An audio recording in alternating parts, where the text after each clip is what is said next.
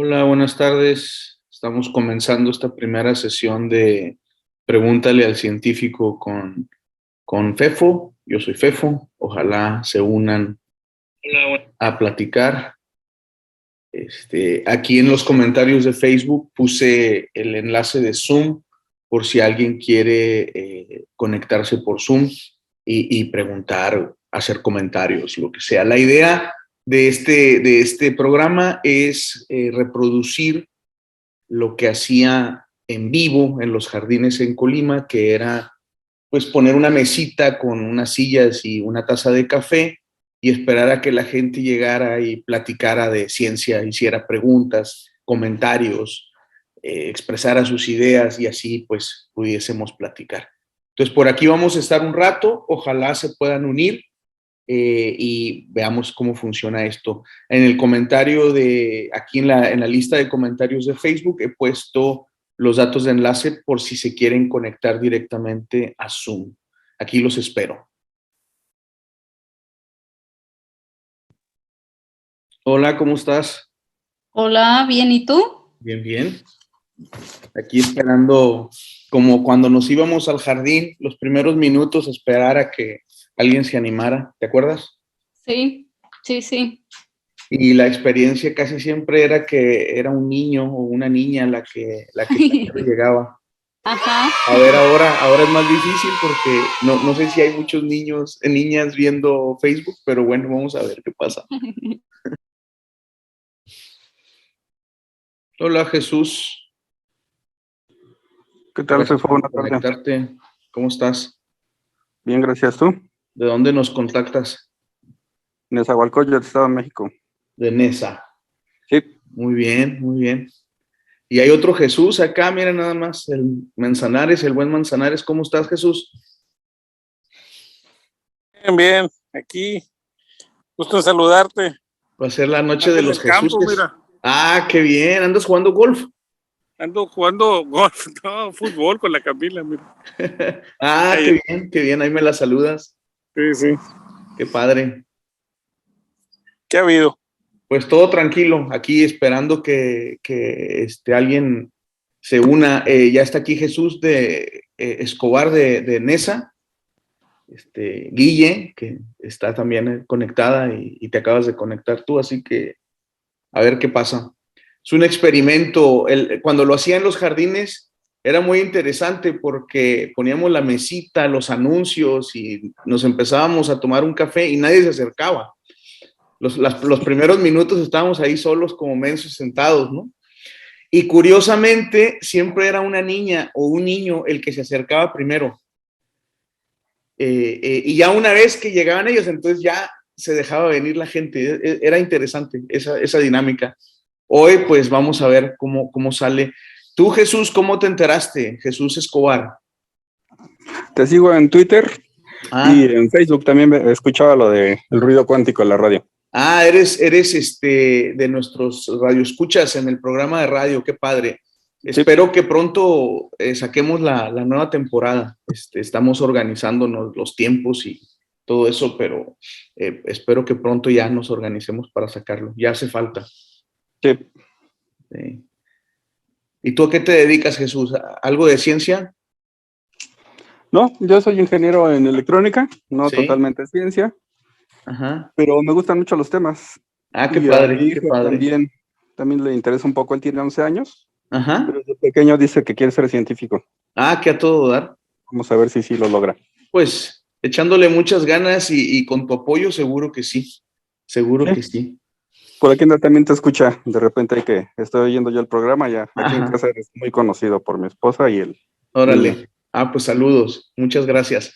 De hecho, te están oyendo. Ah, órale. Hola, hola. Se nos acaba de unir Josué Mateos. ¿Qué onda, Josué? ¿Cómo estás?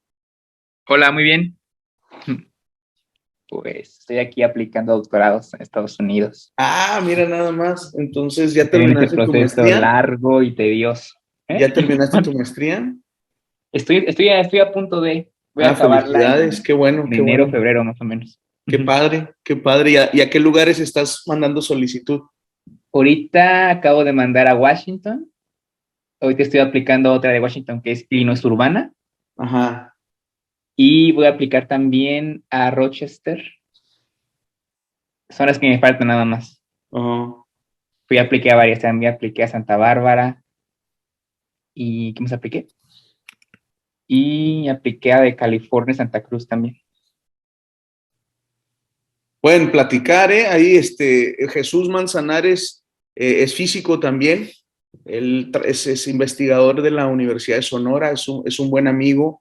De hecho, él ha participado en varios programas de Hablemos de Ciencia en el año pasado, en donde hablábamos un poquito de filosofía, muy ligeramente, muy de cotorreo, pero es bueno para echar rollo también, mi amigo Jesús. Así que, pues adelante, podemos empezar a platicar de lo que quieran. Erika, hola, ¿cómo estás? Qué bueno que te conectaste.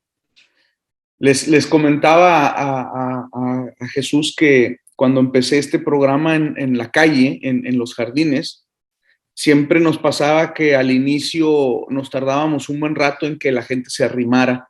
Nosotros llegábamos, poníamos nuestras cositas por ahí, nuestras mesas, nuestras sillas, los anuncios, unos carteles ahí bien hechos a mano. Y nuestro café, poníamos una cafetera y de hecho poníamos café gratis por pregunta. Y no se acercaba a nadie hasta después de unos minutos que pasaba algún niño o una niña así como curioseando y siempre eran ellas las que se acercaban primero y ya después se dejaban venir los papás y la demás raza que estaba ahí. Se ponía muy bien. Y nos preguntaban cosas de todo tipo, ¿no? Cosas muy interesantes, cosas bien raras, muy suave, muy suave. En fin, que a ver cómo nos va hoy. Hay muchos temas que se pueden hablar, muchas inquietudes que pueden estar surgiendo. Ha habido varias noticias interesantes en el mundo de la ciencia que no tienen que ver con el COVID, porque obviamente pues el COVID es un tema central desde hace 2 años. No hay día en el que seguramente no se hable algo de eso. Pero aparte de eso, ha habido algunos otros temas interesantes, cosas interesantes que han surgido en el ambiente científico recientemente. Entonces, igual y alguien tiene comentarios sobre eso o dudas. Estás con el micrófono apagado, Josué. No sé si dijiste algo, nada más te veo. Si no dijiste nada, está bien, está bien. Es que estaba sin playera, me puse una playera. Te fuiste a poner decente. Sí, sí. Si quieren, yo empiezo. Yo tengo un amigo que siempre que estamos cheleando, él es civil, ingeniero civil. Sí. Entonces, él siempre me hace esta aclaración de que los científicos solamente publican para ellos y que nunca se hace esa cascada de bajar hacia la raza, ¿no? Sí. Él me pone mucho un ejemplo de que sus trabajadores, muchos de ellos ni siquiera saben calcular el área de un círculo, por ejemplo. Sí. Me dices que a ustedes les falta esa empatía para poder explicar conceptos muy complejos a gente así. Sí. Entonces, es algo con lo que yo siempre me debato y digo, bueno, pues puede que sí, pero no sé ustedes qué piensan, cómo debe ser esa manera de transmitir esto que pareciera estar en los cielos, sí, y si debemos de hacerlo también, o sea, esa es una pregunta que me carcome. Yo creo, fíjate, es algo muy interesante y muy importante, porque yo creo que hay una confusión tremenda en lo que significa transmitir y poner a disposición de la sociedad, en este caso de personas que no están relacionadas con la ciencia, el conocimiento, ¿no?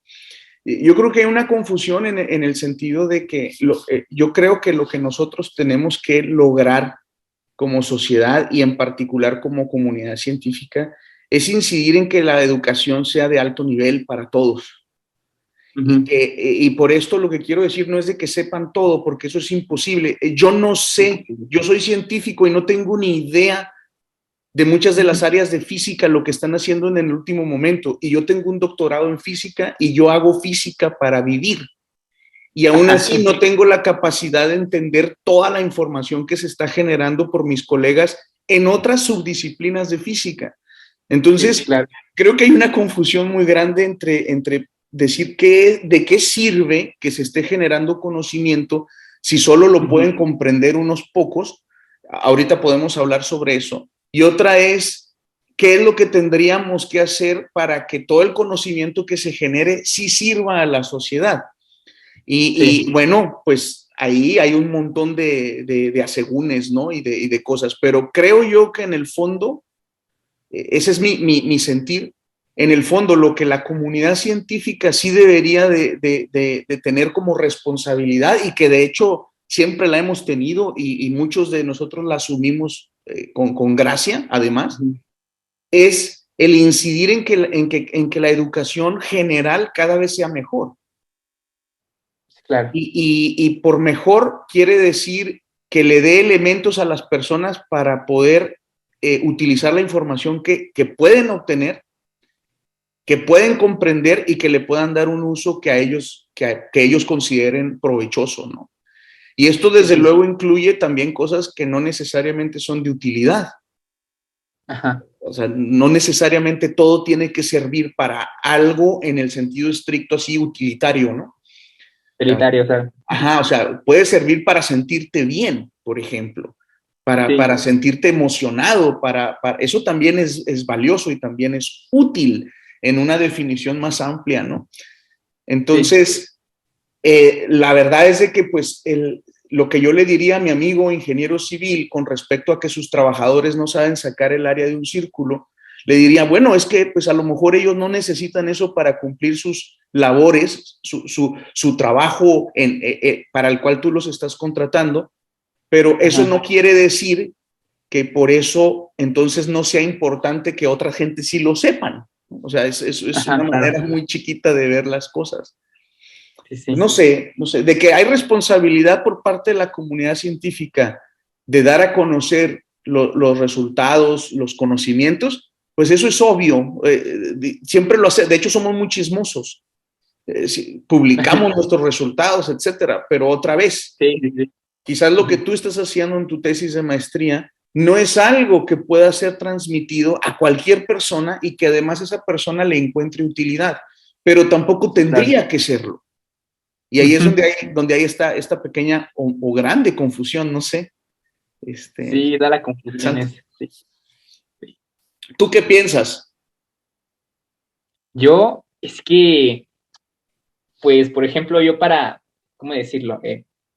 Para sobrevivir la licenciatura, pues daba clases, ¿no? De física, matemáticas. Y entonces, en una de esas escuelas, era abierta. Entonces, ahí llegaba gente desde mayor hasta chavitos, ¿no? Llegaba de todo tipo de gente.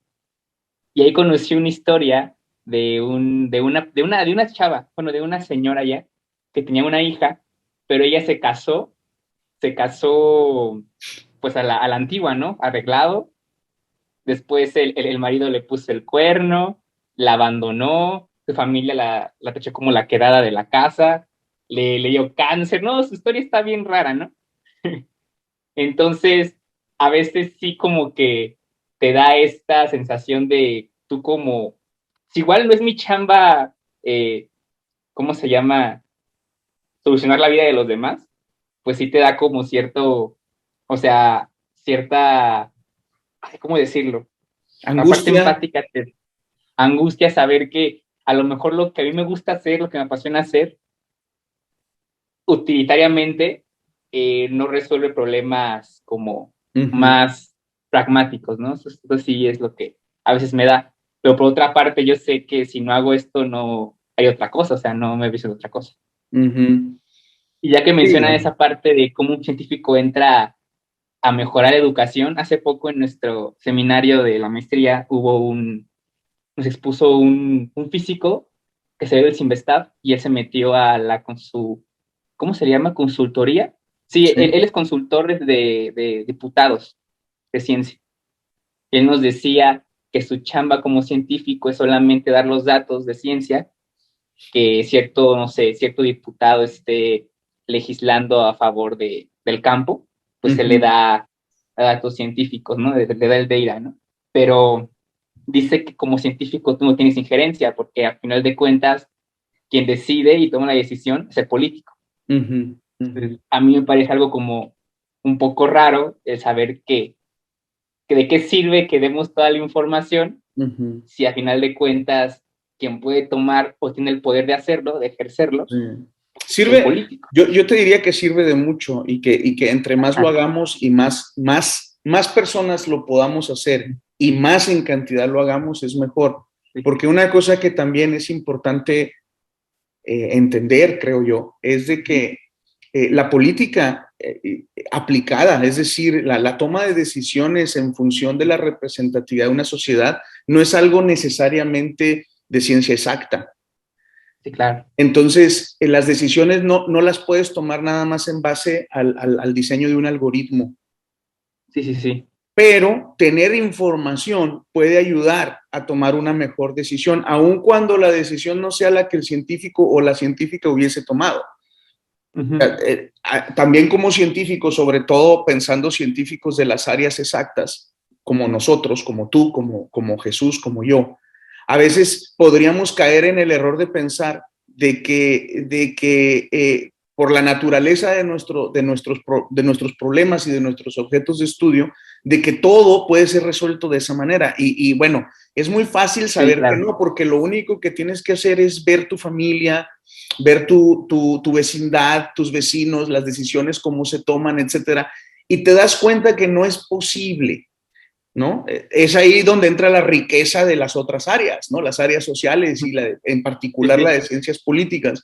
Entonces, una buena persona tomadora de decisiones, sí se beneficia inmensamente de tener toda la información explicada, no solo digamos, a tener acceso a la información, sino también a que científicas y científicos le den opiniones basadas en esa información, ¿sí? Se la preparen para que pueda ser digerible y le puede ayudar a tomar buenas decisiones. Ahora, para eso se requieren también buenas personas tomadoras de decisiones. Y en nuestro país tenemos puro mediocre, ¿no? O sea, ese es otro problema. Ese es otro problema. Sí. Pero no el hecho de que tuvieran que hacer lo que la ciencia les dice. Me parece que eso también es ir en un extremo equivocado. O sea, porque yo lo que me refería más era justamente de cómo hacer que esa gente, no si le mediocre, sino, no sé, tal vez no tan apta, mínimo tome en cuenta la información, porque bueno, yo tengo un pasado oscuro priista y estuve ahí en juventud, esas cosas. Un pasado oscuro que no quiero ver. Yo, pues sí, o sea, sí me acuerdo que sí chequé. Fíjate que ahorita que dijiste menos apta, seguramente habrá gente ahí sin habilidades, no lo dudo, pero hay gente muy apta, nada más que es muy corrupta y con intereses personales muy enraizados. Pero bueno, prosigue. Entonces esta gente, por ejemplo, sí utiliza metodologías, o sea, pero solo las que pues, les conviene, ¿no? O sea, esta onda de la, ¿cómo se le llama? Del discurso. O sea, esta gente la retórica. Hace sus estudios para saber en qué poblaciones, cómo es su retórica, ¿no? Sí. Entonces, algo que yo he visto es que articulan el discurso, o sea, a un político lo que le importa es el discurso, y los hechos que entren dentro del discurso, los utilizan, y los que no. Entonces, yo mi pregunta es, nosotros no podemos hacer un discurso en el que metamos nuestras intenciones a modo que les pueda parecer viable con base en sus intereses, o sea, utilizar lo mismo que ellos utilizan. Yo creo que sí. Yo creo que sí se puede, Josué, pero también depende qué tan podrido esté el sistema, ¿no? O sea, mira, hay otros países, otras regiones en el mundo en donde la ciencia y la comunidad científica ha tenido un mayor impacto en la toma de decisiones, precisamente por lo que acabas de decir, porque hay un subconjunto de la comunidad científica que tiene esta habilidad también, porque también eso requiere habilidad, el poder hablar el idioma de estas otras comunidades. Exacto, sí. Ahora, el problema aquí son los intereses reales de cada comunidad. Entonces, cuando tu interés es nada más hartarte de dinero y tener poder, es muy difícil, aunque tú puedas aprender el idioma de ellos, cambiar sus perspectivas y sus deseos. Si sus intereses fuesen el mejorar el país o la región en algún sentido, si ese fuera su interés primario, tendrías un poco más de probabilidad de éxito de que tú, buscando la manera, como dices tú, cambiando el discurso, tratando de entender cómo piensan ellos, lograr meter alguna idea. Estoy completamente de acuerdo contigo y creo que es algo que tenemos que hacer. Pero cuando no hay eso, cuando hay niveles, pues, hay niveles de... hay lugares en donde más vale ya como olvidarse que existen, ¿no? Y no lo sé, es muy complicado, pero nos desviamos un poquito, es interesante, pero no tiene que ver con ciencia, pero donde yo sí creo, igual de difícil, pero yo sí creo que debemos hacer un esfuerzo más fuerte y organizado, no de individuos, sino un poco más organizado, más institucional por parte de la comunidad científica, es incidir en la educación de los niños y niñas. Sí, sí.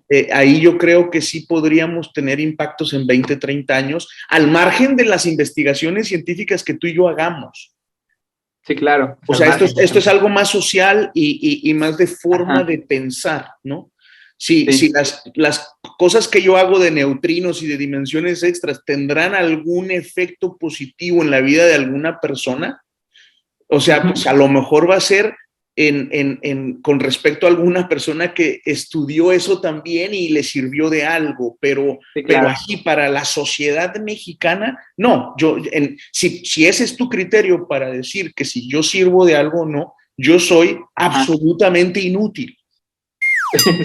Sí, claro. Ese no es mi criterio, pero podría ser el criterio de alguien, ¿no? Y bajo ese, pues sí, inútil al 100. Entiendo. Sí, son cosas muy interesantes. Sí. Aquí tenemos a un ingeniero, no es civil, creo que es electrónico, me dijiste, Jesús Escobar. ¿Nos puede decir qué piensa de la pregunta que hiciste al inicio, que te hace tu compañero ingeniero civil? ¿Cómo ves, Jesús? Lo que comentabas, Fefo, que no todos tenemos que saber calcular áreas ni cosas que no nos sirven en la vida real, ¿no? En la vida práctica, pues igual y no sabrán calcular el área, pero saben hacer trabajos que los científicos no. Entonces, pues cada quien tiene su área de trabajo y de vida incluso. Entonces, la labor que creo que les hace falta a los científicos, como tú bien comentabas, no es tanto únicamente la parte de investigación de sus proyectos, sino involucrarse con la educación en general. Lo que yo he comentado en varias ocasiones es que los programas de estudio de educación básica están ya obsoletos. En algunos casos son muy repetitivos. Entonces se tiene que involucrar la gente de ciencia y de academia para modificar esa forma en que se está enseñando, ¿no? Ahí creo que sí sería una parte muy importante de los científicos, involucrarse con la Secretaría de Educación Pública de alguna manera y modificar los programas para que sean más útiles para los niños, porque se les dan muchas cosas que son repetitivas, otras que no van a aplicar nunca o no se les enseña una aplicación práctica, ¿no? Entonces, por eso es que mucha gente está con aversión hacia la ciencia, hacia matemáticas en general. Entonces, creo que desde la ciencia se podría aportar mucho a la educación básica. Sí, estoy de acuerdo. Y además, también ahí hay un tema importante que para mí, que es muy importante hacer la división entre comunidad científica que se dedica a la educación, porque la hay gente que estudia la educación como problema, como objeto de estudio, y otro es el que nos dedicamos a la ciencia. Y yo ahí donde creo que ha habido una división importante y donde considero que los que nos dedicamos a la ciencia en las diferentes disciplinas, algunos, no todos, esto tampoco debe ser visto como una de las cosas que cada científico debe de hacer, pero sí algún subconjunto de estas personas involucrarse, incorporarse, colaborar con la gente que está diseñando programas educativos, con la gente que está diseñando esquemas pedagógicos, que desgraciadamente muchos de los esquemas pedagógicos están formados por personas con aversión a la ciencia. Que eso no sé cómo hacerlo, pero necesitamos buscar un puente entre esas dos comunidades. Hay muchas personas que se van por el lado de la pedagogía porque no les gustan las matemáticas, ¿no? Y ya cuando tú vas con esa mentalidad, que claro, no es culpa de ellas, es culpa precisamente de cómo las estamos enseñando muchas veces, pero que cuando ya vas con esa mentalidad, pues como que luego es peculiar que quieras decir cómo se van a enseñar las matemáticas, ¿no? Entonces, se requiere mucha colaboración y un plan a largo plazo, algo que no siempre es fácil. Roberto, buenas tardes, ¿cómo estás? Qué bueno que nos acompañas. ¿Qué tal, Fefo? ¿Sí me oigo? Sí, perfectamente. ¿Cómo estamos? Bien, bien, gracias. Aquí cotorreando un poquito, un ratito. Entré a media plática, más o menos escuché un poquito de lo que estaban hablando. Sí. Más o menos voy a tratar de meterme un poquito ahí. Sí, adelante. Al tema. Bueno, yo creo que más o menos por lo que hemos convivido un poco, Fefo, sabes que me gusta también la divulgación, ¿no? De hecho, la considero un pilar fundamental, no nada más en México, yo creo que en todos los países, aún en los desarrollados, creo que sigue siendo muy importante la divulgación. Y como una aportación de lo que están mencionando, hay un científico argentino que ya es naturalizado mexicano, que se llama Marcelino Cereijido, no sé si por ahí alguien lo ha escuchado. Tiene varios libros bastante interesantes y hay uno de esos libros en los que habla de dos cosas que creo que son importantes en Latinoamérica y específicamente en México porque lo contextualiza a nuestro país. Él define muy bien dos partes, que una cosa es la cultura científica, hablando de toda la población, de qué tanto sabe de ciencia la población en general, y la otra, que él considera la más importante, es que nuestro sistema sociopolítico o nuestra cultura en general, sea compatible con la ciencia. Él hace esas dos diferencias. Y él le da más relevancia a que seamos un país con una cultura compatible con la ciencia, porque él se refiere a este término a que las decisiones importantes se tomen con base en la ciencia. A eso él le llama que seamos una cultura compatible con la ciencia. Porque él pone el ejemplo de Estados Unidos. En Estados Unidos no quiere decir que todos tengan un alto nivel de cultura científica, ¿no? Pero las decisiones importantes pasan por un proceso en el que pues, se busca una decisión más científica, ¿no? Un poquito más sustentada. Entonces yo creo que por ahí va en la parte de divulgación y en entender bien la problemática de nuestro país en función de eso de que se llama compatible con la ciencia. ¿Sí? Sí. Es como mi pequeño aporte. Ah, excelente, excelente. Completamente de acuerdo, además. Creo que está en sintonía con lo que estábamos diciendo y con mucha claridad, Roberto. Muy bien. Muy bien. En Facebook hay algunas personas observando, a ver si se conectan, o si ponen preguntas por ahí. Pero bueno. Bueno, no sé si te acuerdas, Fofo, yo te invité una vez a un Coffee Science, ahí sí, cómo no. Sí, claro que sí. Me encantó la experiencia. Esto lo voy a hacer en un Beer Science. Ah, perfecto. Excelente. Salud. No, pues entonces espérame, dame un segundo. Ah, no, claro, Fefo, claro.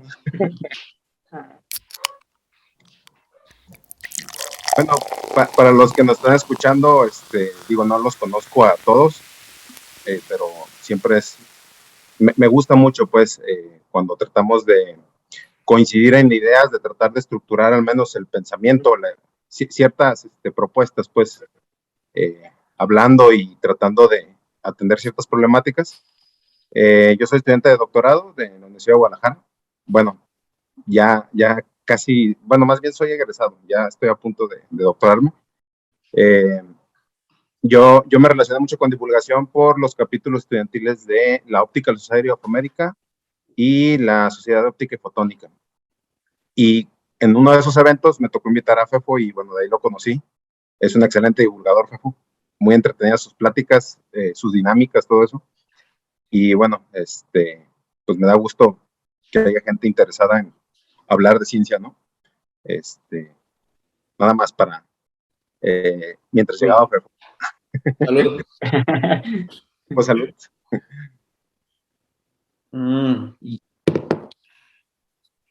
Guácala. Fefo, tú que creo que conoce un poquito más el sistema americano. Tengo la idea de que el sistema que manejan allá, obviamente es un poco más liberal en el sentido general, ¿no? En la parte económica, en la parte política, tienen más acción, más libertad de acción, pues, en muchos sentidos, pero también es más atomizado, o sea, no está tan centralizado todo, ¿no? Entonces creo que eso permite cierta libertad en muchos sentidos. Y para mí lo importante que creo que tiene el sistema de Estados Unidos es que saben incorporar muy bien la parte del mercado con la parte de la ciencia, cosa que aquí creo que no, por ejemplo, los puestos de trabajo para personas con doctorado, pues se limita mucho a universidades, cuando en Estados Unidos no necesariamente es así. ¿Por qué? Porque se incrusta muy bien la parte del mercado. Pero bueno, esa es mi perspectiva muy general de lo que poco conozco. Si es así más o menos como se maneja en Estados Unidos. Sí, sí, sí, sí. Yo creo que lo resumes bien. De hecho, la mayor parte de las personas con doctorado no están en la academia, ¿no? Están en la industria, en diferentes ámbitos de la industria y participan de una manera muy, muy directa. Y son condiciones también de frontera, ¿no? Para México, México empieza tarde en el desarrollo científico y en el desarrollo educacional. En la generación de mis padres, el porcentaje de personas educadas todavía era pequeño, de personas que pudieran acceder a una universidad, entendiendo universidad de una manera muy particular, también era pequeño. No se puede hablar de una comunidad científica estable en México, sino hasta quizás los 90s, donde después de muchos esfuerzos de muchas personas en algunos lugares del país, que sí hacían ciencia desde los años 50, pero hablar de una estructura, de una comunidad científica, yo creo que era muy difícil antes de la década de los 90. Y aún así es endeble. Y empieza tarde, y México tampoco se ha caracterizado en su historia reciente por ser un país a la vanguardia industrial. Es un país en donde su potencia, digamos, económica ha sido la venta de materia prima. Y los grandes capitales mexicanos están concentrados en el comercio, en la venta y manipulación de productos. Entonces, no está en nuestras entrañas este emprendimiento industrial de generar cosas nuevas. Y aprender eso no es fácil, no se hace ni por decreto, ni por tener muchas ganas. Requiere un cambio paradigmático en la educación, en las leyes, o sea, todo el sistema debe de propiciar eso. En México es muy difícil hacer emprendimiento científico. Hay muchos, está muy amarrado todo, no es tan liberal como dices tú, ¿sí? Pero no es resultado nada más de que no se quiera, es también en parte pues porque no ha habido un apoyo al crecimiento científico sostenido durante nunca. Y esto requiere de tiempo y de esfuerzo y de generaciones de personal altamente capacitado. Lo que sí hay en México es mucha simulación y eso afecta todavía más a las pocas personas, a los pocos grupos en el país que sí están tratando de hacer algo en ese sentido de una manera honesta y con nivel. ¿Sí? Pero lo que hay es un montón de simuladores. Que pues desgraciadamente eso también ayuda a que luego pues no se vean resultados y se pierda la confianza en la comunidad científica. Y que si lo acompañas con una retórica desde arriba, pues sí, tumbas todo. Desde luego. Lo tumbas, ¿no? Desde luego, que es lo que estamos viendo ahorita, ¿no? En este momento. También esa simulación y esa falta de, esa corrupción que pudo haber existido en el ámbito académico, científico, de esos grupos a los que estoy aludiendo, sirve de ejemplo para lo que se está diciendo ahorita. Exactamente. Y desgraciadamente, los otros sectores científicos que siempre han estado desvalidos, esperando que se quitaran estas como costras ahí, que nada más eran personas oportunistas, pues en realidad te quedas así como que pues nomás las usaron para atacar a todo el sistema.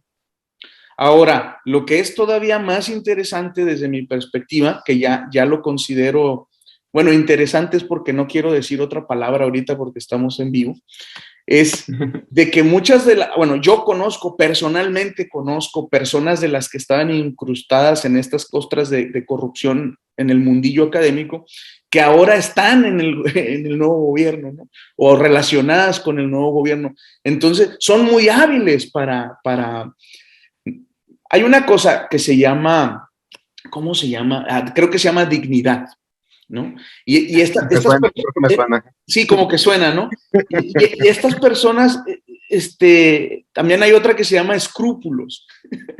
Y estas personas no sé cómo le hacen, pero son hábiles para modificar su dignidad y sus escrúpulos para poder decir cosas que antes criticaban y, en fin, pero ya nos estamos desviando. Sí, espérame, Fefo, por ahí alguien me dijo muy acertadamente esta frasecita. Son tan hábiles que pueden tragar mierda sin hacer gestos. Pues sí, sí, es una frase que yo también he escuchado en el ámbito de la política, ¿no? Pero yo creo que en el caso de los, no quiero llamarles científicos porque para mí no lo son, pero bueno, para estos científicos corruptos es un poco diferente. Estos son los que producen el excremento, ¿no? Estos son los que, no es que se lo coman, sino que son capaces de venderse y vender cualquier cosa con tal de quedar, no sé, yo no los entiendo, la verdad. No sé por qué estudiaron ciencia, pero sí los hay. Ahora, los hay en todos los países. La diferencia es, pues como los virus, ¿no? ¿Qué tan fuerte está tu sistema inmunológico, tu salud integral? Entonces, cuando yo pienso en la comunidad científica mexicana, siempre ha sido una comunidad pujante, que trabaja, que se esfuerza, pero es endeble. O sea, con el simple hecho de decir cuántos investigadores por 100,000 habitantes hay y que nos faltan multiplicarlos por 10 para poder estar en un nivel promedio internacional, pues ahí te dice ya que por muy buenos que sean los que tenemos, extraordinarios si tú quieres, de todas maneras como comunidad es endeble. Y entonces estas gentes hacen mucho daño a una comunidad endeble, a una comunidad débil. Y para mí, pues no hay mejor muestra que lo que nos está sucediendo ahorita.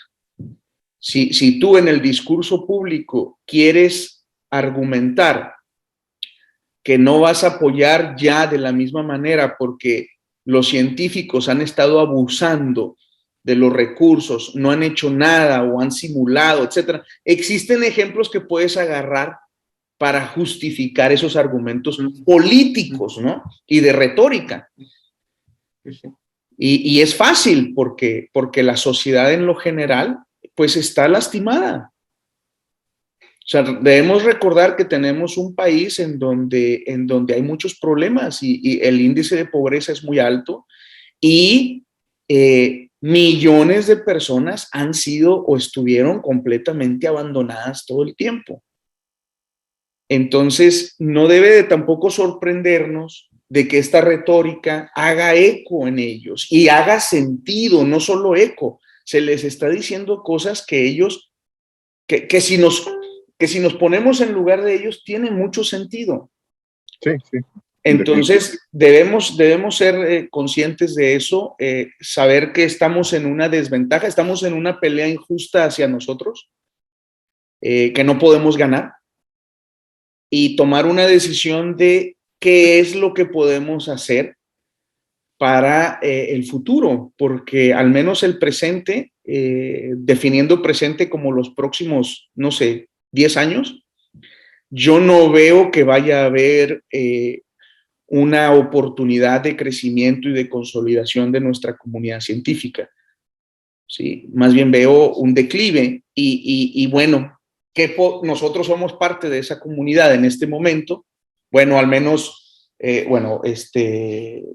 Josué pues está terminando su maestría y se va a ir a hacer doctorado y no sabemos dónde va a terminar, pero suponiendo que decidiera regresar a México. Tú ahorita estás en México, Roberto, y ya terminaste tu maestría, pero ya estás trabajando. No sé también qué planes tienes en el corto plazo, pero bueno, yo estoy en México, yo tengo 20 años en la universidad trabajando y entonces tienes que tomar una decisión dependiendo de tu marco de referencia de qué sigue, Claro. qué sigue, cómo puedes contribuir al margen de tu investigación, que es lo que hablábamos al inicio. Yo voy a seguir pensando todo el tiempo que pueda en los neutrinos y en las dimensiones, esas cosas que me maravillan, y eso es lo que sé hacer con un cierto nivel. Y quiero seguir contribuyendo a eso dentro de mis posibilidades. Pero también tengo estas otras inquietudes, ¿no? Entonces debo de preguntarme si puedo hacer algo o no. Y también, se los digo a ustedes que están jóvenes, la respuesta puede ser no. No siempre se puede. ¿Sí? Es decir, existen condiciones y situaciones en las que es imposible hacer algo. Existen otras en las que es muy difícil, pero hay algunas que lo hacen imposible y de eso está llena la historia de la humanidad, ¿no? Claro. Entonces también es importante saber que la posibilidad de que no sirve, o sea, no hay nada que tú puedas hacer que sirva, dadas las condiciones en las que está y tus habilidades. Pues reconocerlo y buscar un lugar en donde sí puedan hacer algo, ¿no? Sí, claro. El mundo es muy grande, uno es tribal. Uno quiere ayudar a México porque ahí nació, pero pues ahí está El Salvador, ahí está Zimbabue, ahí está Vietnam, ahí está Francia. A lo mejor ustedes pueden ayudar a esos países también y a la gente de esos lugares. Y al final de cuentas estarían ayudando seres humanos. Sí, estoy completamente de acuerdo con eso. Fíjate que yo, desde la situación actual, por lo que estamos pasando aquí específicamente en el CONACYT, que bueno, ya le podemos llamar CONCHACYT porque ya hay mucho de humanidades de plano. No es que tenga algo contra las humanidades, pero bueno, segmentar muy bien, ¿no? Ahí o sea, ¿de qué se trata, no? ¿De qué se trata la ciencia? No porque no puedan generar conocimiento, pues las ciencias sociales, pero creo que sí debe haber por ahí un acuerdo un poquito más consensado, ¿no? En cuanto a la cuestión académica. Pero bueno, para no desviarme, yo creo que la parte de CONACYT, así como lo conocíamos, creo que su tiempo de vida, más bien su misión la cumplió, ¿no? Que era aumentar el nivel académico, aumentar la calidad de los recursos humanos, creo que lo lograron. Y bueno, al final de cuentas, en los 30 años, ¿cuántos tiene de vida el CONACYT, Fefo? ¿30? Sí, 35? 30, casi 40. No, casi 40. Creo que los objetivos generales, creo que los cumplió, ¿no? Que era aumentar ese número de personas que tengan un alto nivel académico y obviamente de especialización. Pero yo ahorita con el contexto actual, creo que la respuesta no está desde el gobierno, no está desde el centro. Yo le apostaría un poquito más a un consenso, un acuerdo entre la industria, entre obviamente la gran comunidad académica, porque hay una comunidad académica muy grande, y llegar a ciertos acuerdos y empezar a armar algo desde abajo y no esperar que desde arriba venga una solución, porque creo que esa parte no va a llegar. Uh-huh. Aquí el meollo de todo esto es que qué tanto interés hay del sector industrial, sobre todo de los que transforman la materia prima, qué tanto interés hay en invertir en ciencia, ¿no? Obviamente tiene que haber ahí un consenso porque pues ellos quieren verse beneficiados con lo poco que puedan invertir de manera individual o colectiva, como sea, pues obviamente quieren tener una retribución. Y si lo llevamos, por ejemplo, a los neutrinos, si tú llegas con un industrial y le dices, oye, pues yo estoy investigando neutrinos, te va a decir, pues a mí no me interesa absolutamente nada lo que hagas, ¿no? Uh-huh. Aunque el conocimiento, obviamente, como es una cadena de saberes, posiblemente pueda ayudar en alguna parte, ¿no? Pero tangiblemente no lo pueden ver a primera vista los industriales. Claro. Esa es mi perspectiva, o esa es como mi posible solución que yo le vería. Un acuerdo académico, un acuerdo de la comunidad científica directamente con el sector industrial, sobre todo el que transforma la materia prima. Sí, pues siempre se habla de que de estos como círculos virtuosos, ¿no? En los que debe haber cooperación entre todos. Yo sinceramente creo que sería muy difícil hacerlo sin el gobierno, en el sentido no con el apoyo del gobierno, sino con la legislación, y sobre todo la legislación hacendaria. Este liberalismo del que hablabas tú con respecto a los americanos, ¿no? De las facilidades que se dan para este tipo de acuerdos y de proyectos en los que se involucra la industria y el sector académico. Ahora, dicho eso, Roberto, siempre está el riesgo de la gente que en México es una mayoría, porque México tiene una comunidad pequeña, insisto. O sea, no debemos nunca olvidar que estamos hablando de una comunidad pequeña, que le hace falta crecer mucho y por lo tanto hace falta gente de muchas diferentes vertientes en la ciencia. Y además de un país en el que no ha invertido mucho dinero. Por lo tanto, es muy teórica, esa minoría es relativamente teórica. Bueno, uno de los riesgos que siempre se corre en todo el mundo, no solo en los países como el nuestro, incluido Estados Unidos, es precisamente que ese sector de la comunidad que se encarga de lo que llamamos ciencia básica es el equivalente al sector en el mundo de la música que tiene sinfónicas. ¿Sí? Entonces, si tú haces un plan que depende fuertemente o exclusivamente en el sector industrial, esas áreas se mueren. ¿Sí? Sí. No hay un interés, nadie va a querer hacer algo para que haya poetas. Claro. Y mucho de la ciencia básica es parecido a eso, no todo, porque efectivamente el conocimiento ese del que está trabajando Josué, que su amigo ingeniero civil dice, pues, ¿de qué se trata todo eso? No sabemos cómo va a impactar el mundo tecnológico en el futuro. A lo mejor nunca lo hace, como mucho no lo ha hecho, pero a lo mejor sí, pero es algo poco tangible. Exacto. Mientras que si tú estás trabajando en un laboratorio desarrollando materiales nuevos o propiedades nuevas para un material, eso sí se le percibe, ¿sí? Con suerte y con mucho riesgo, pero se le percibe una aplicación directa que a lo mejor en 10 años me puede estar redituando económicamente. Entonces, si tú como industrial, como país, concedes al sector industrial, le das la ciencia al sector industrial, también cometes un error. Lo que tiene que haber es un balance entre todos ellos y el gobierno se debe encargar de la ciencia básica. En Estados Unidos, por ejemplo, si tú estás desarrollando en algún laboratorio de química o de física en alguna universidad, estás trabajando en proyectos de ciencia aplicada, tú puedes obtener recursos de básicamente cualquier empresa que esté interesada en tus proyectos.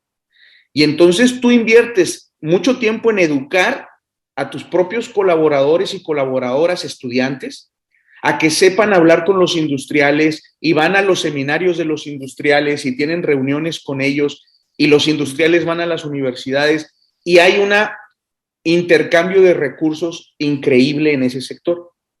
Pero ese mismo laboratorio, si lo desea, también puede solicitar recursos a secretarías, lo que sería en México las secretarías federales, ya sea la de salud, la de transporte, obviamente las de ciencia. Y al mismo tiempo, la gente que está haciendo investigación en áreas científicas básicas, ¿sí?, depende casi exclusivamente del sector público. Si nos vamos a hablar de países como Japón, Estados Unidos, el porcentaje del total de lo que se invierte en ciencia, pues el del sector público es bien poquito. precisamente porque la mayor parte está en lo de las empresas, pero no deja de existir. Si dejara de existir, se acababa esa ciencia. El sector industrial nunca la va a apoyar. Entonces, sí estoy de acuerdo contigo en que en México nos hace falta esos vínculos, pero también nos hace falta incidir en lo legislativo, porque por mucho que un empresario o un grupo de empresarios deseen contratar o involucrarse con laboratorios universitarios, por ejemplo, hay muchos candados legales para hacerlo, hacendarios. Sí, sí, sí. Todo el mundo quiere tener el control del dinero y todo el mundo desconfía de todo el mundo. Sí. Y digamos que no es por mal pensados, digamos, como que sí hay mala experiencia en ese sentido. Sí, claro.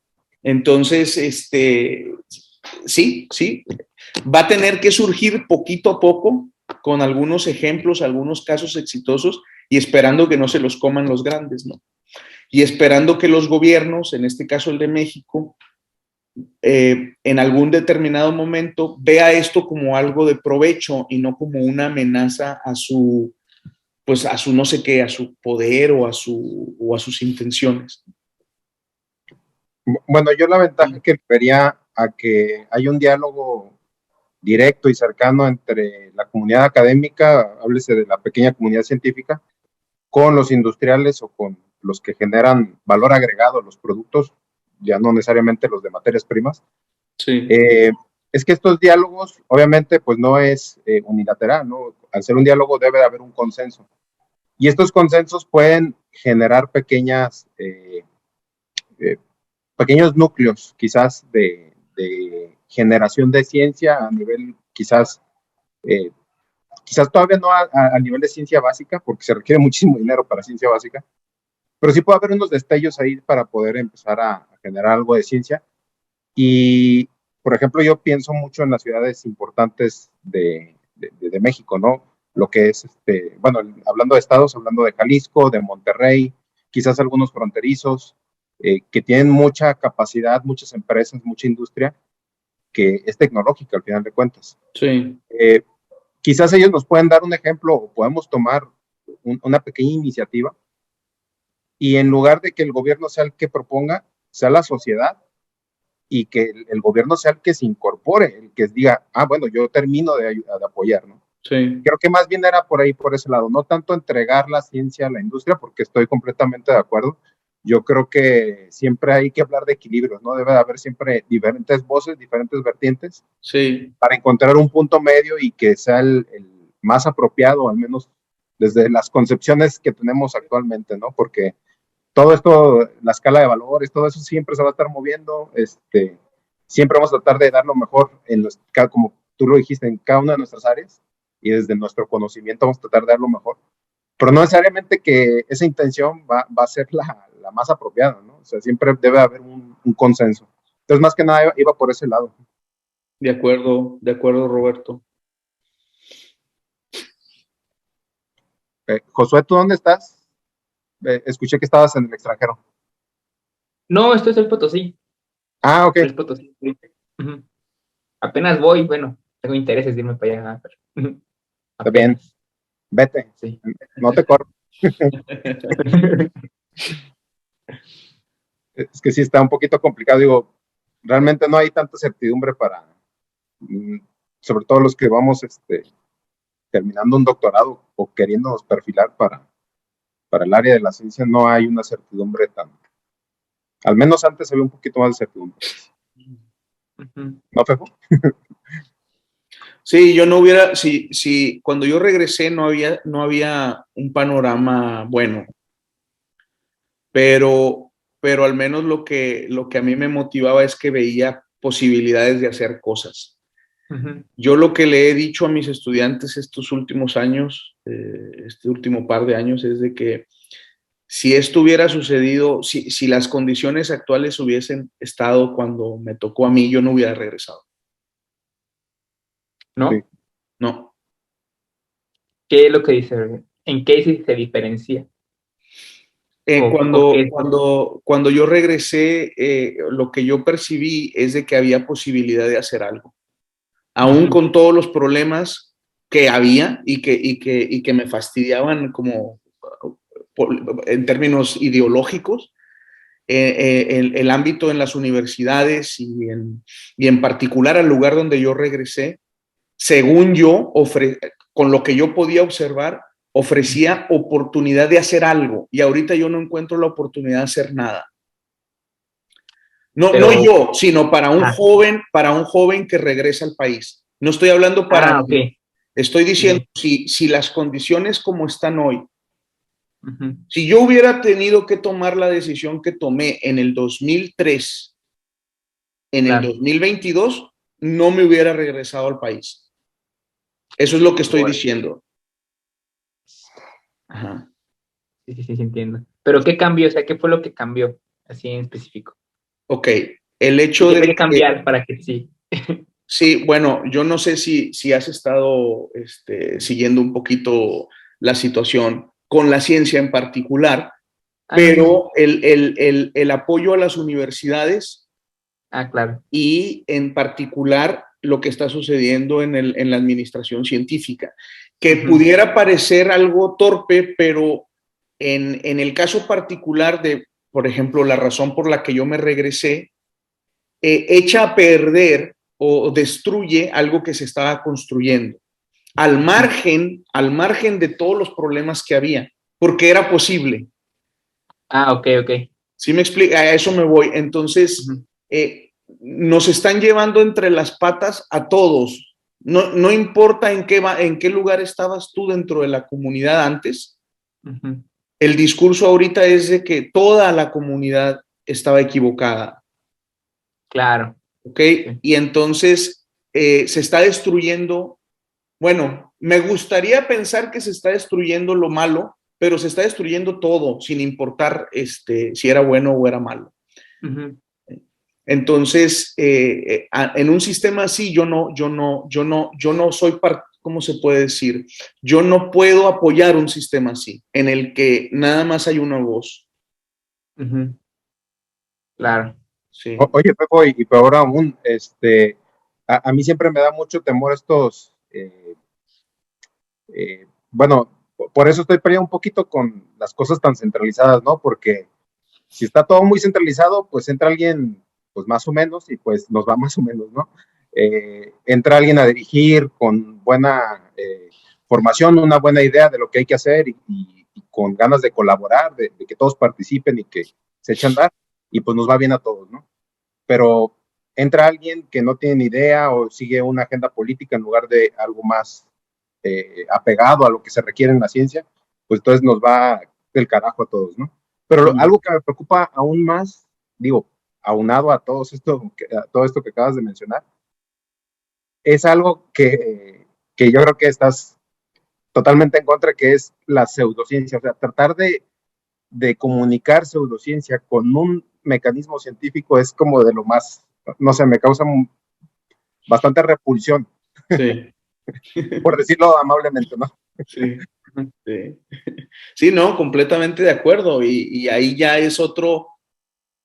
Fíjate, de hecho, sobre todo al principio, cuando se empezaron a surgir cosas muy extrañas y que algunos de mis colegas estaban preocupados, yo trataba de externar, bueno, y sigo tratando, aunque pues sin mucho eco, de que para mí era más preocupante eso, que desde el CONACYT hubiera esta tendencia pseudocientífica, porque eso implicaba todo lo demás en mi ver, ¿no?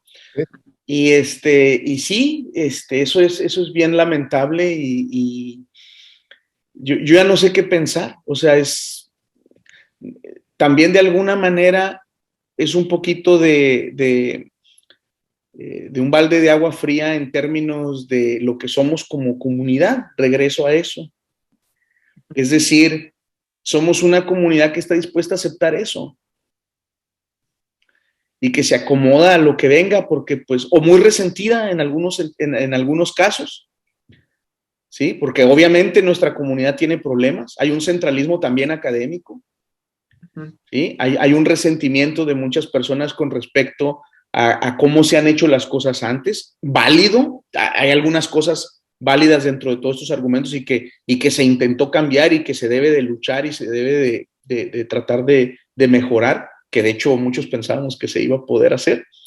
Pero de alguna manera el que hayan sucedido ciertas cosas por parte del CONACYT y que no se haya paralizado la comunidad científica y decir, no, o sea, eso no te lo permitimos, o sea, no es porque no queramos, simplemente cállate, no te lo permitimos. El que la comunidad no haya reaccionado así, de alguna manera también es aprendizaje, es decir, caray, no, espérame, es que pensabas que la comunidad era endeble, pero estaba peor que eso. Exacto. Sí, estoy completamente de acuerdo. Entonces, a lo mejor tiene razón la señora esta, ¿no? Y ya, que se acabe la ciencia en el país y que, no sé, esperar a que se muera toda la gente que está viva hoy. O sea, vamos a poner 100 años y a ver si en 100 años ya México puede ser un país mínimamente decente, ¿no? Pero obviamente estoy siendo sarcástico, pero porque, lo digo porque de repente luego hay gente que no se da cuenta que estoy siendo sarcástico. Pero sí, mira, Josué, yo recuerdo cuando regresé a México, yo fui a la Universidad de Colima. Ajá. Y la razón por la que fui a la Universidad de Colima no es porque yo sea de Colima, yo no soy de Colima. Uh-huh. Yo soy de Ciudad Juárez. Y mi sueño chiquito, cuando era un bebé, era regresar a Ciudad Juárez y hacer ciencia en Juárez porque no había. Sí, norte no hay mucha ciencia. Poco después me di cuenta que no iba a ser posible en Ciudad Juárez, entonces empecé a buscar en otros lugares y me pregunté, ¿dónde hay física en otros lugares? Y empecé a explorar muy superficialmente, ¿no? Pero no me gustaban muchas cosas. Para ponerlo muy claro, una de las cosas que no me gustaba era cómo se contrataba a los nuevos profesores. Ok, sí. Y entonces yo decidí no regresar a México.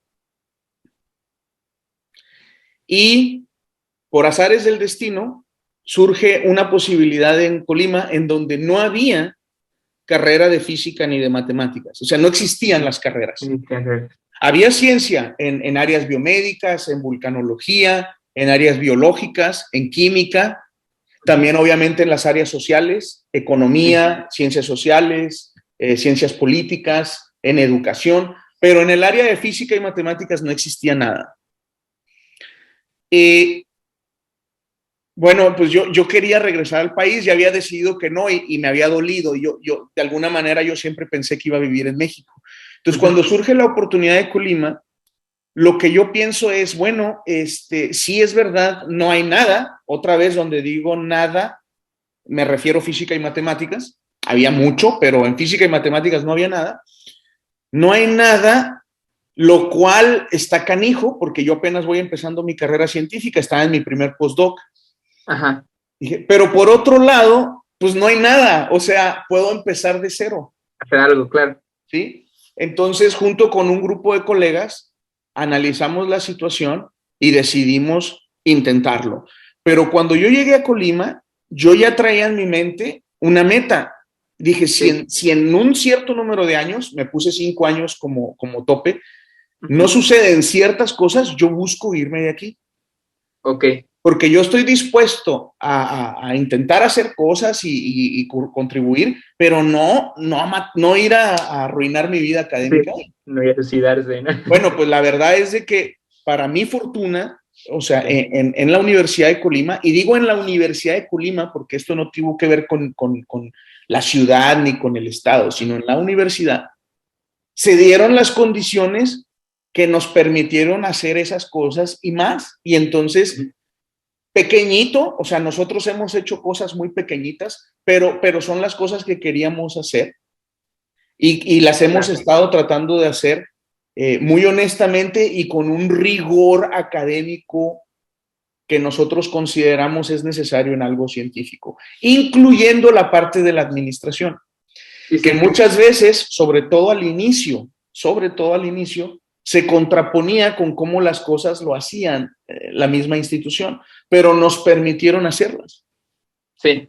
no sin problemas, no sin tener que gestionar y muchas veces difícil, pero se podían hacer esas cosas. ¿Sí me explico? Hoy en día, yo me imagino un joven o una joven con su doctorado haciendo su postdoc, tratando de venir a una universidad pública que no tiene un programa de ciencias y que le den la oportunidad de incorporarse y luego que le digan, las siguientes contrataciones, tú las decides. Ajá, claro. O sea, quiero, para empezar, que hubiera nuevas contrataciones porque están congeladas. Sí, ahorita no hay ¿Sí? contratación. Y aparte de que pudieras hacerlas con nivel internacional, en donde exigieras ciertas cosas que ahora te van a llamar, pues, vendepatrias o no sé qué tantas cosas te van a decir, ¿no? Sí, claro. Y que lo estás haciendo porque lo que tú quieres es que los estudiantes y las estudiantes que van a entrar a tu programa salgan preparados lo mejor posible. Por eso es que lo quieres hacer. Sí, pero bueno, entonces, para hacer un cuento largo, en este momento si retrocedemos en el tiempo, yo no me vendría. Hay otros países donde a lo mejor uno puede ser más útil. Ah, ok, entendí.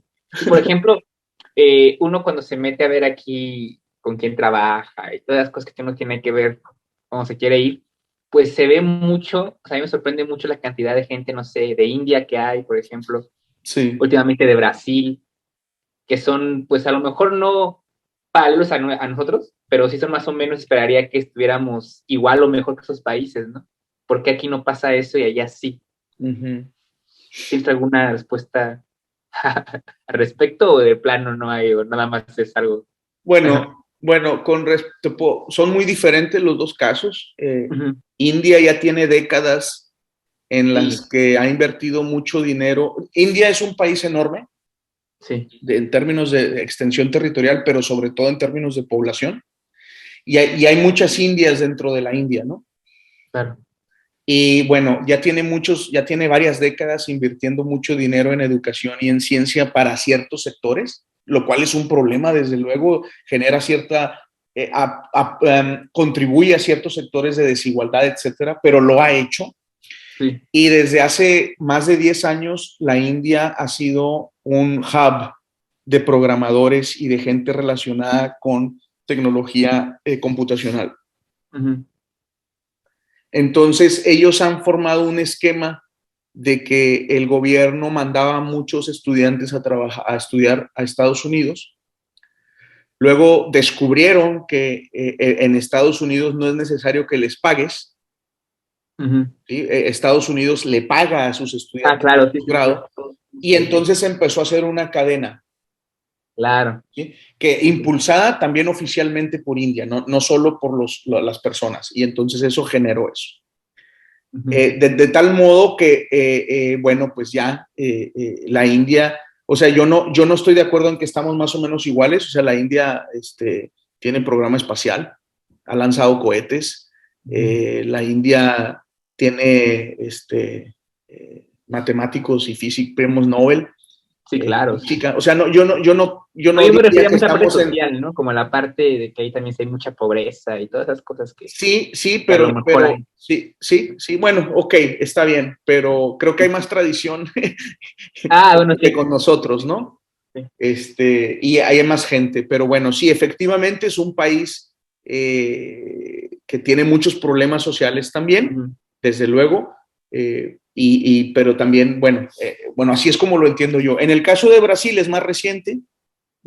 En el caso de Brasil es más reciente, pero tuvo una época en donde se dio mucho dinero a investigación y eso eventualmente permeó. Luego vino un retroceso, pero los que están estudiando doctorado ahorita fueron gente que estudió la primaria cuando se invirtió mucho en educación. Tiene sentido, sí. Ajá.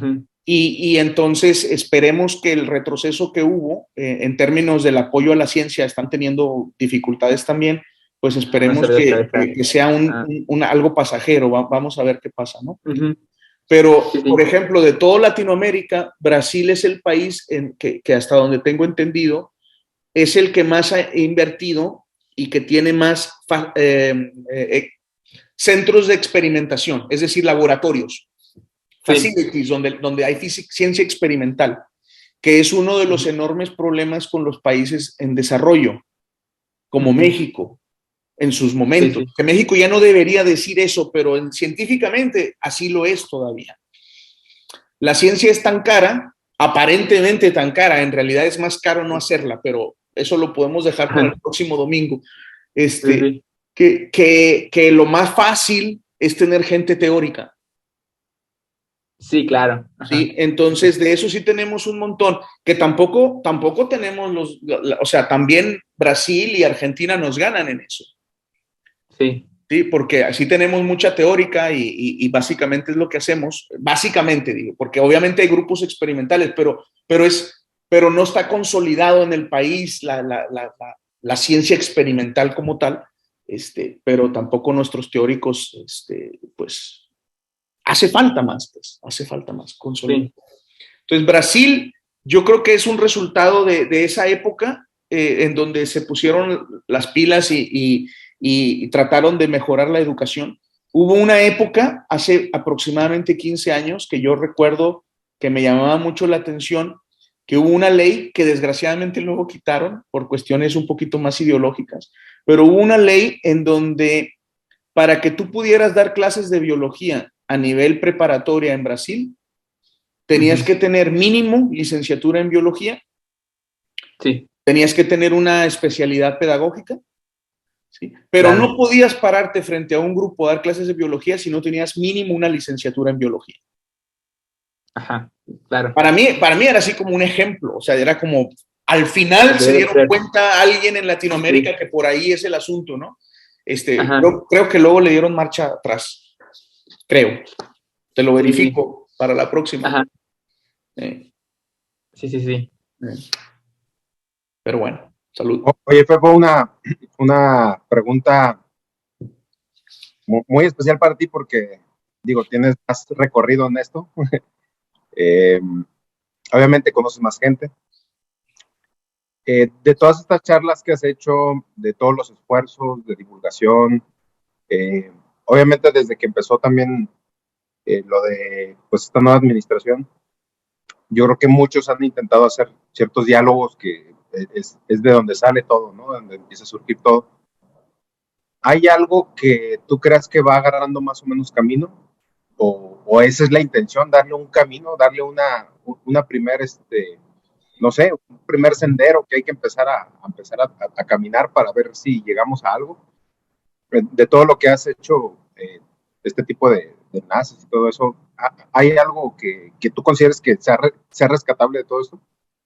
¿Te refieres a algo, un camino que podamos seguir nosotros o un camino que esté planteando el gobierno? No, nosotros, Ah, como comunidad científica. ok. Yo, la respuesta rápida es no. No veo por dónde. Y entonces, a nivel personal, ya que me estás preguntando, Claro. pues yo como el cuerpo tirado en el polo norte, ¿no?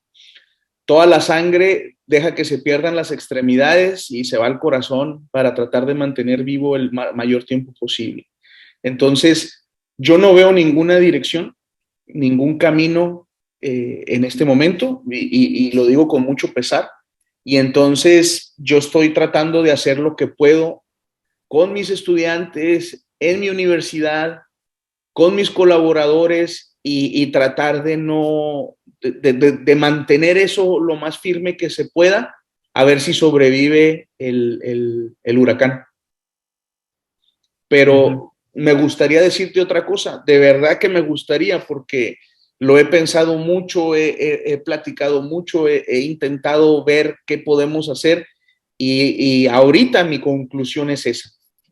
Entonces yo me estoy enfocando a tratar de resguardar lo poquito que tenemos, que para alguien puede ser mucho, para alguien puede ser poco, pero lo que sea es lo que tenemos y tratar de resguardarlo en estos tiempos difíciles y sobre todo mantener la sangre fluyendo.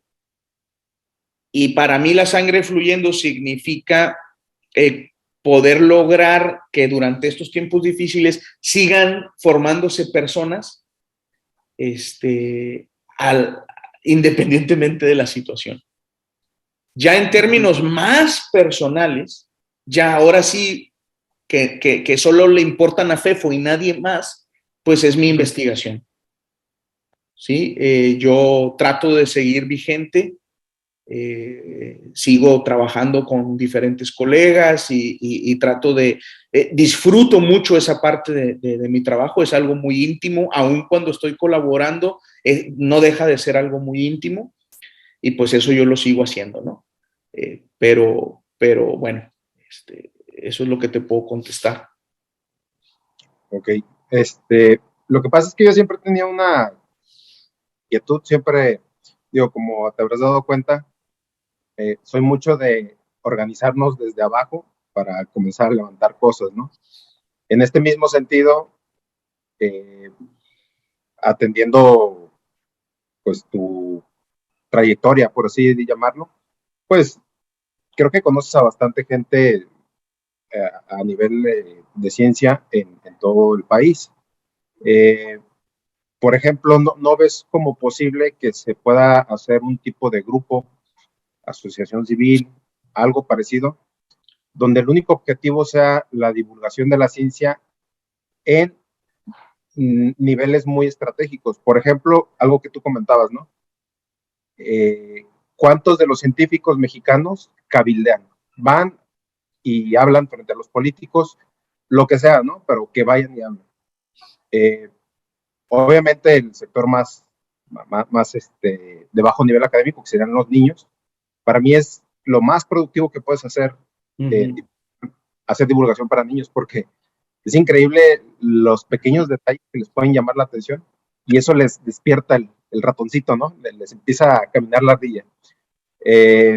Y obviamente los jóvenes, ¿no? La parte de los jóvenes es obviamente fundamental, sí, para que dejen de tomar esta decisión de quiero una carrera que no tenga matemáticas o algo parecido, ¿no? Y por último sería quizás la Coparmex, las diferentes cámaras de comercio, de lo que haya, ir a dar ciertas charlas, obviamente ya con un nivel un poquito más, obviamente identificando el auditorio, ¿no? Sí. Pero bueno, siempre he sido de esa idea de que creo que la divulgación es la base de muchas cosas y la divulgación debe de estar en la sociedad, en la política y en el sector más productivo que es la industria, ¿no? Entonces, no sé qué opines al respecto de esto. Sí, estoy de acuerdo contigo, es muy importante. En principio, existen estas asociaciones que funcionan y que tienen parte de sus misiones y metas hacer esto que estás diciendo tú. Desgraciadamente, no te puedo decir por qué, pero pues no están funcionando al 100. Parte de ellas son como cosas como la Academia Mexicana de Ciencias y las diferentes sociedades en sus diferentes vertientes, que parte de sus misiones, cuando tú lees sus decretos de creación, están estas palabras que acabas de mencionar. ¿Sí? Y bueno, la Academia Mexicana de Ciencias tiene todo un brazo de divulgación, pero creo que también no ha tomado un liderazgo en este momento en el que se debería de tomar un liderazgo, también pues por cuestiones, yo me imagino que políticas, ¿no? Cuestiones de prudencia, no sé, institucional. Ni siquiera es eso, porque como institución sí debes de tener una prudencia. No sé, a veces siento que tenemos la sangre muy fría y dejamos pasar muchas cosas. Entonces, sí, quizás podríamos intentar formar un grupo adicional con colegas que estuviesen dispuestos y dispuestas a hacer cosas así, o que ya las están haciendo, simplemente no de manera organizada, ¿verdad? Quizá eso podría tener y dar más visibilidad. No es mala la idea.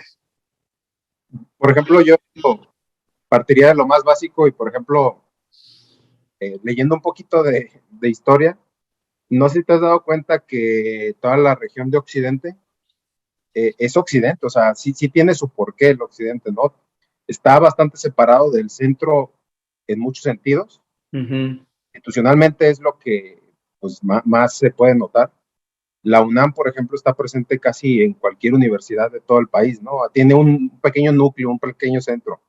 Si te vas al occidente, pues sí, a lo mejor en Michoacán, no sé si en Nayarit, pero al menos en Jalisco no hay. En Colima creo que tampoco hay. No. Eso bueno, eso está ligado por un bagaje histórico que tiene que ver con la Nueva Galicia y todo esto que ocurrió históricamente, ¿no?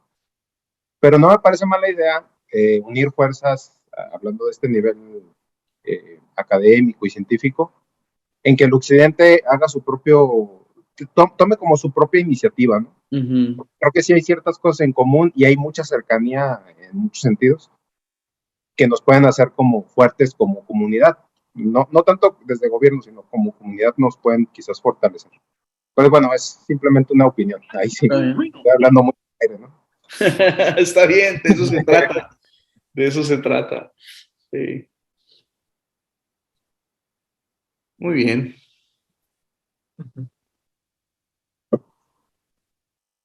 ¿Alguien más que quiera comentar algo? ¿Hoy no tuviste invitado? ¿Perdón? Es que en otras charlas has invitado a alguien a un... No. Vamos a tener eso. Voy a tratar de estar teniendo esta conversación así libre los domingos.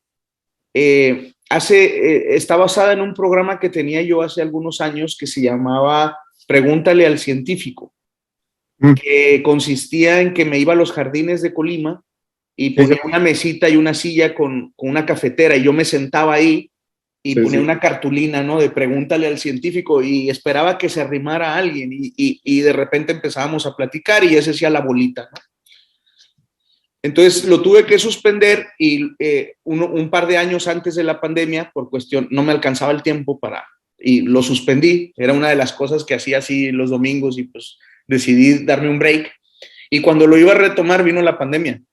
Uh-huh. Entonces dije, bueno, y ahorita todavía no se me hace muy prudente hacerlo en los jardines. Entonces, pero me gusta la idea, yo lo disfruté mucho y tengo pues algo de seguidores en Facebook. Entonces dije, pues voy a intentar conectarme, darles una dirección de Zoom, a ver quién se conecta y platicar un rato nada más, ¿no? Esa es la idea, pero sí voy a tener invitados, entrevistas en los programas normales de Hablemos de Ciencia. Este es un dedito aparte. Muy bien. Y pues les agradezco que se hayan conectado. Yo voy a estar tratando de hacerlo todos los domingos que pueda. Voy a tratar de hacerlo seguido, o sea, sin interrupciones, más o menos a la misma hora, 6 de la tarde del centro de México. Y pues ojalá y más gente se anime a hacer preguntas. Le pueden hacer preguntas en los comentarios en Facebook si no se quieren conectar a Zoom. Si quieren platicar y dar sus opiniones, pues aquí en Zoom es más fácil hacerlo, ¿no? Uh-huh. Entonces, ese es el formato que vamos a estar utilizando. Hay para que se lo pasen a sus compas también. Sí. A tu compa ingeniero civil. Sí, que se meta. Que aquí platicamos, que nos dé sus opiniones también. Pues sí, te voy a decir. Bueno, pues les agradezco mucho a todos y todas las que se conectaron aquí en Zoom y en Facebook. Y pues nos vemos la próxima semana. ¿Qué les parece? Sí. Muy bien. Sale. Está bien. Buena semana. Hasta luego. Igualmente. Hasta luego. Igualmente. Gracias.